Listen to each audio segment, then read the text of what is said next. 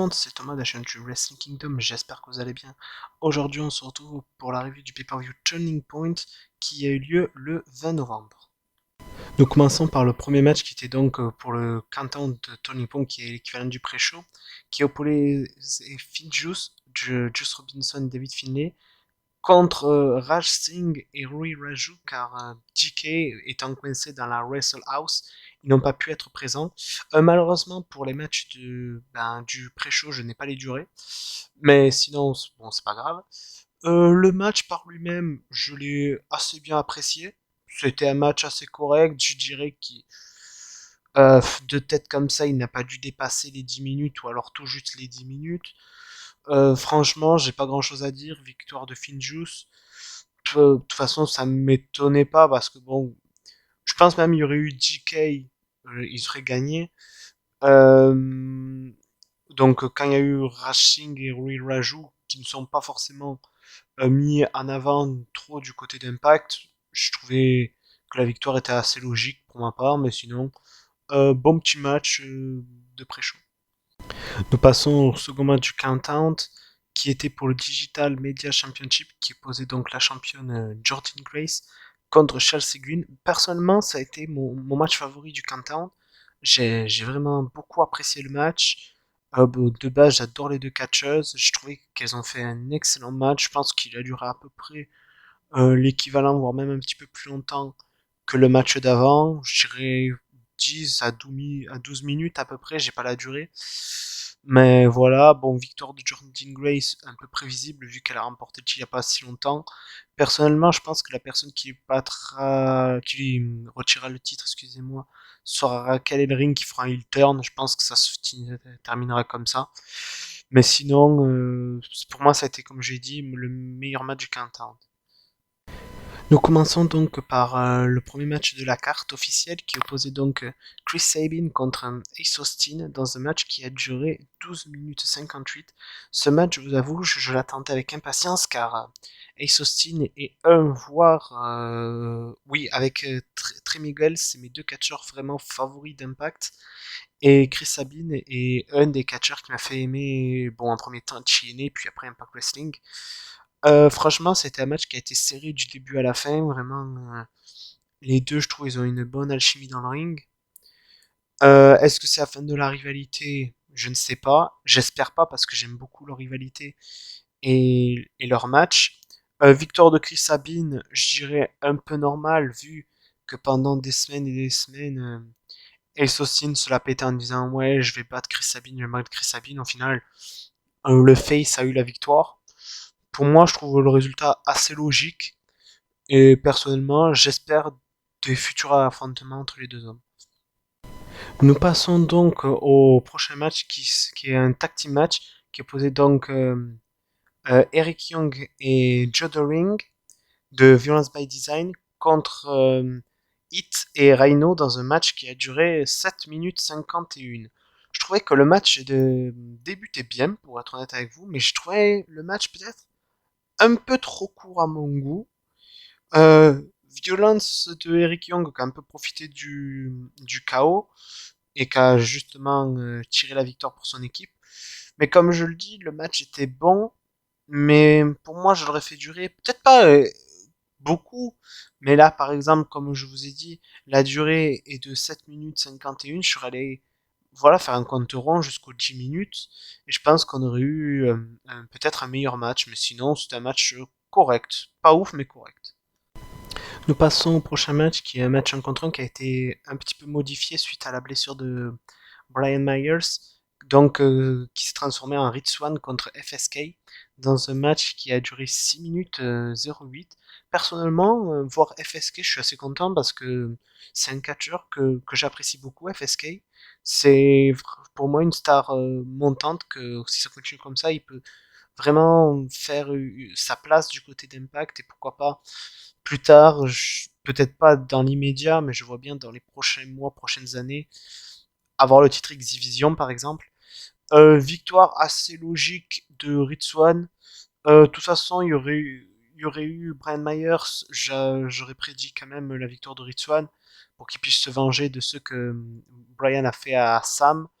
Et je pense que voilà, ils ont gardé à peu près le même style de booking qu'il aurait dû avoir avec Brian, sauf que là, ils l'ont fait avec FSK. Mais en tout cas, bon petit match, même si c'est comme le précédent, j'ai trouvé un petit peu court à mon goût. Nous passons au prochain match qui est encore un match solo qui opposait Dabi Morrissey contre Matt Cardona dans un match qui a duré exactement 8 minutes 54. Personnellement, là, pour la durée, j'ai trouvé la durée bonne, pour être honnête avec vous. Le match était assez curieux parce que j'apprécie les deux catcheurs, mais j'avais hâte de voir si ça se matchait entre les deux, quoi. Au final, le match a été intéressant, peut-être pas le meilleur de la soirée, mais il a été intéressant. Ce que je note, c'est que Matt Cardona est venu avec la veste de Effie. Je note ça parce que ça pourrait un petit peu confirmer ce que j'avais prédit lors de ma preview, que j'avais dit que si Chelsea et Matt continuaient à enchaîner les défaites, possible un heel turn, et là il a mis la veste de Effie qui porte justement à la JCW où il est heel. Donc est-ce que ça pourrait être un petit clin d'œil en disant le heel turn approche? Personnellement, je trouve que ça serait la meilleure chose de faire turn Matt Cardona et Chelsea, voire peut-être faire venir le titre internet où il défie certains catcheurs et qu'il bat avec Trish, enfin un peu comme il fait à la JCW mais du côté d'Impact. Je pense que ça pourrait être une bonne chose que ce soit pour lui ou Chelsea. Donc hâte de voir la suite. Du coup, comme vous l'avez compris, victoire de W. Morrissey qui s'impose de plus en plus du côté d'Impact et j'ai hâte de voir, je pense prochainement une confrontation entre lui et Moose. Nous passons donc au prochain match qui était pour le Knockouts Tag Team Championship qui opposait donc les champions de The Inspiration contre JK, donc Avoc et Rosemary. Personnellement, j'ai bien apprécié le match. Ah oui, avant que j'oublie, le match a duré, pour ceux qui veulent savoir, 10 minutes 21. Personnellement, j'ai beaucoup aimé le match. Je trouve que la manière où Impact book The Inspiration est bien meilleure que le booking qu'elles avaient en tant qu'iconique, parce que pour être honnête, on va pas se mentir, ça aurait été un mode iconique face à une équipe comme Avoc et Rosemary, elles seraient parties en courant, elles se seraient cachées.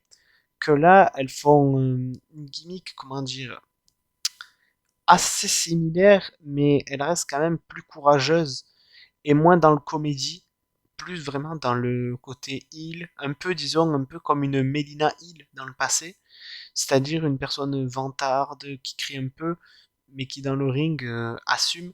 Et j'ai trouvé le match franchement bon. Franchement, il était bon. Je trouvais que les deux équipes avaient une bonne alchimie dans le ring.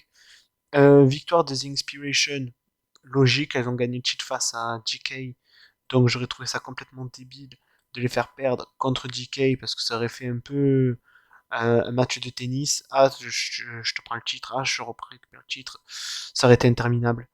Et j'aurais pas aimé ça personnellement. Donc, victoire des Inspiration que j'ai trouvé logique et le match que j'ai bien apprécié.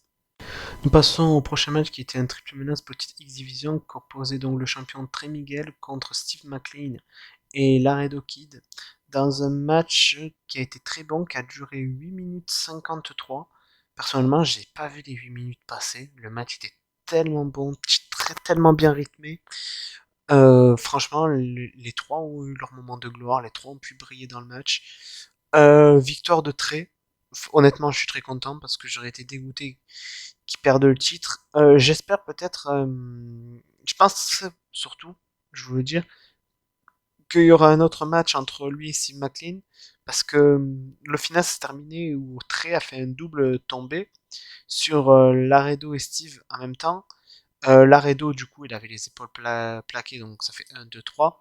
Mais Steve avait l'épaule levée, donc il y a eu une petite, comment dire, mésentente, si je peux dire. Donc, à mon avis, il y aura possiblement une défense de titre en un contre un contre Steve McLean qui va dire oui, Laredo a perdu, mais moi j'ai pas perdu. Et ça mène un match en contre un, sans doute pour Hard to Kill, qui sont le prochain pay-per-view d'Impact.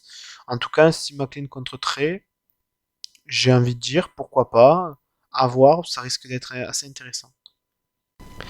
Nous continuons avec le match qui était pour le Knockout Championship qui opposait donc la championne Mickey James contre Mercedes Martinez, un match féminin entre vraiment deux légendes du ring, un match qui a duré 9 minutes 28, qui est également un de mes matchs préférés. Le match, vraiment, il était excellent. Vraiment, j'ai rien à dire. Le match était très très bon. Les deux femmes ont tout donné. C'était vraiment ouf. Vraiment très très ouf. Et ça prouve pour les gens qui disent ouais, les catcheuses sont finies quand elles ont plus de 30-40 ans. Ces femmes-là, c'est des vétérans. Elles ont vraiment fait un match même meilleur que certaines des catcheuses d'une vingtaine d'années. De toute façon, moi, comme je le dis, tant que le corps suit, peu importe l'âge, le match va être bon. Bref.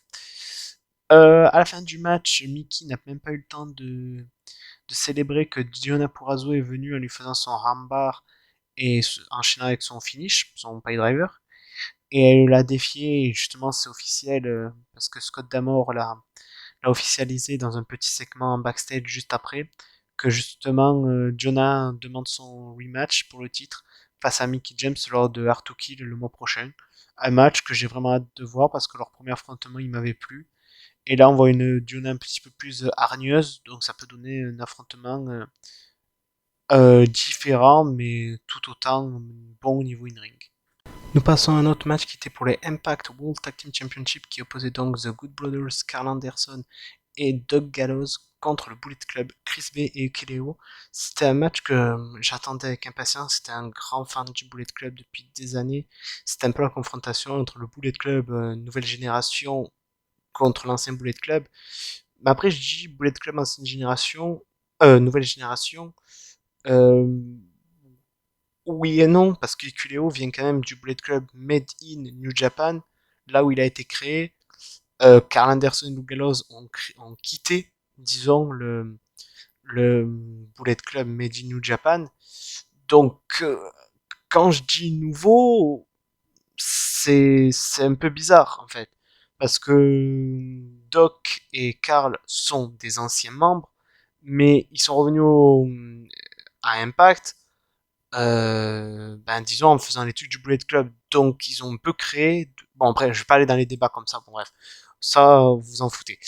Du coup, victoire de Doug Gallows et Carl Anderson par un roll-up de Carl Anderson qui a retenu le pantalon de Chris Bay dans un match qui a duré 7 minutes 42. Match franchement très bon, rien à dire, hein. Les deux équipes excellentes. Voilà, j'avoue, j'ai rien de plus à dire à le match. Le match était très bon. Donc, avant de passer au main event, nous passons un petit segment où on a vu Josh Alexander sur le ring. Où voilà, et il a dit qu'il avait battu Minoru Suzuki, qu'il voulait avoir sa revanche contre Moose vu ce qu'il lui a fait devant sa famille, qu'il veut que Moose paye. Et là, on a eu les débuts de ce que j'avais prédit. Jonah qui fait donc ses débuts à Impact où il a clairement démoli Josh Alexander. Il lui a porté je ne sais combien de centons, que ce soit sur le ventre, sur le dos. Il a fait un splash. Il a vraiment démoli Josh Alexander. Je pense que justement avant l'affrontement entre Moose et Josh Alexander, il y aura dans la logique des choses une rivalité avec Jonah. En tout cas, voir Jonah du côté d'Impact, je suis assez content parce que Jonah est un catcheur que j'aime bien, donc ce qui est bien, on le verra du côté de New Japan, on le verra du côté d'Impact. Moi, ça me va très bien. Il fera de bonnes choses. En plus, il est excellent dans ce qu'il fait. Un big guy agile qui peut vraiment faire de très bonnes choses. J'espère avoir une confrontation, comme je l'avais dit, entre lui et Moose. Ça serait vraiment un truc vraiment pas mal. Et voilà, hein, je vois pas ce que je peux dire de plus. En tout cas, très hypé, très content de Jonah et j'ai vraiment hâte de voir le match Jonah contre Josh Alexander qui peut vraiment être un match de dingue, un match ouais, un match de dingue, il n'y a pas d'autre mot. Donc ouais, j'ai vraiment hâte de voir leur futur affrontement entre les deux. Nous passons donc au main event qui était un Full Metal Mayhem pour le Impact World Championship qui opposait donc le champion Moose contre Eddie Edwards dans le match qui a été clairement le plus long car il a duré 31 minutes 34, mais honnêtement, je n'ai pas eu le temps passer. Après, j'adore les deux catcheurs, surtout dans un Full Metal Mayhem, qui est une stipulation que j'apprécie tout particulièrement.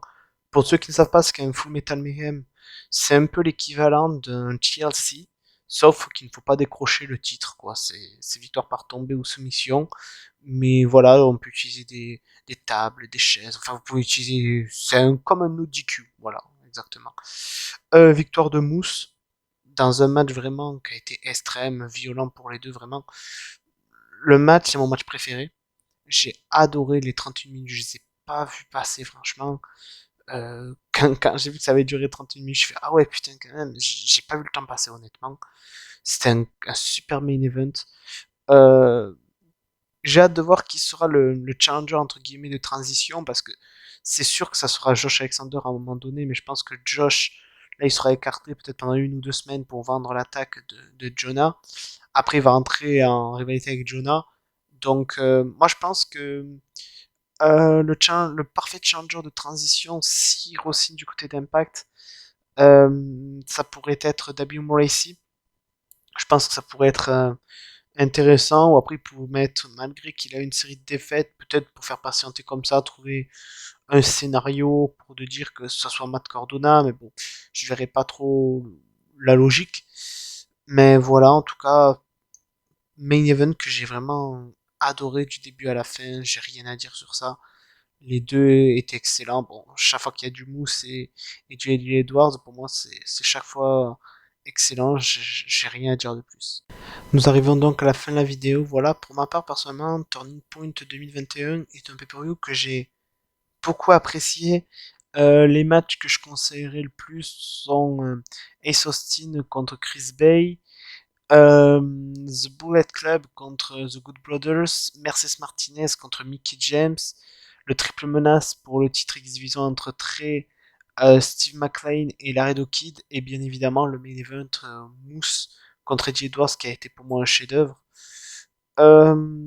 Si je devais dire un point négatif, c'est qu'il y a beaucoup de matchs qui ont été trop courts.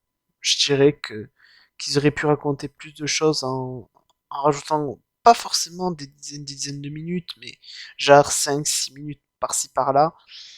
Je pense que ça aurait pu être bien, et même je pense que même le main event, on l'aurait retiré quelques minutes, ça aurait pas été plus gênant que ça, quoi. Par exemple, si au lieu de 31 minutes, il aurait fait durer 25 minutes, et qu'ils auraient rajouté, par exemple, ils auraient partagé les 5 minutes dans d'autres petits matchs qui étaient trop courts, je pense que ça aurait pu faire quelque chose d'un petit peu mieux, mais bon, là je chipote un peu parce que le pay-per-view, voilà, je l'ai beaucoup apprécié, j'ai rien à dire, hein. Il y a, je veux dire, il y a aucun match qui a été vraiment mauvais. Donc voilà. Sur ce, je pense que j'ai tout dit en termes de ce pay-per-view. N'hésitez pas à liker, commenter, partager et vous abonner. Et du coup, on se retrouve pour une prochaine vidéo. Allez, à plus tout le monde.